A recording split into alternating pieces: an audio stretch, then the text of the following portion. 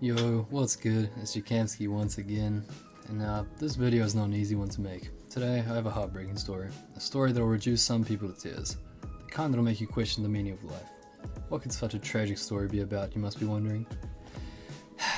Shiny Pokemon. Now when most people think of shiny Pokemon, it's generally happy thoughts about these cool looking Pokemon that are just a huge flex, but for me, and some other cursed souls, just hearing the term shiny Pokemon makes you go, fuck. It sends me down an awful rabbit hole in my mind to when I was about 12 years old. So the story starts with my best friend Ryan ringing my home phone number because back in the day, you had to either ring your friend's home phone or go knock on their door to ask to play. You know, before all the kids started getting cell phones at the age of 5 years old. But yeah, Ryan asked me if I wanted to come over that afternoon, so I happily said yes and went to go play Pokemon Heart Gold to pass the time until it was time to go over. And I was bored, so I went to the Safari Zone, and immediately I ran into a shiny koffing. Now this was so crazy at the time, I was freaking out. I had probably put about 1,000 hours into Heart Gold at this point, and this was my first shiny, so I was losing my shit. And then panic rushed over me. I remembered I was in the fucking Safari Zone, the one place in Heart Gold where Pokemon can run away from you. Now my first thought after realizing this was, fuck, I need to call Ryan before I fuck this up. But I then remembered that I'd have to call his parents if I wanted to talk to him, so I thought, okay, I'll just wait till it's time to go around to his house and it'll be an epic, monumentous moment in our friendship.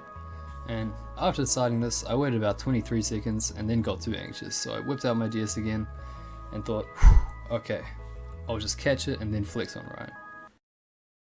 Round 1, fight! Cue the epic music. I sat there, staring at the screen, deciding whether to throw a bait or throw a ball off rip. I had never worked my brain this hard before, and being honest, it's still probably the hardest my brain has ever worked. I then remembered that I'm a giant pussy, so that made it pretty easy, so I threw some bait, which basically makes the Pokemon harder to catch, but less likely to run away. And that stressful turn felt like it lasted 8 years, but ultimately it was a successful turn. It ate the bait, and it was still here, more importantly. Oh, turn 2.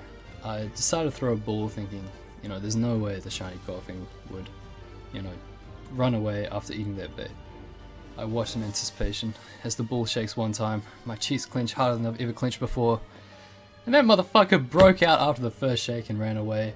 I could not believe it, my 12-year-old heart was broken, and then to just shatter it into pieces, it then ran away. I sat there in shock for about 10 minutes, not moving a muscle, just staring at my DS light.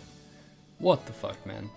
I lost my soul that day, and I swear I'll have my revenge on that shiny koffing one day. If koffing's available in the new Grand Underground base thingy, I'll definitely hunt in bdsp, but yeah, that's the moment I knew I was destined to be a failure. Cheers guys.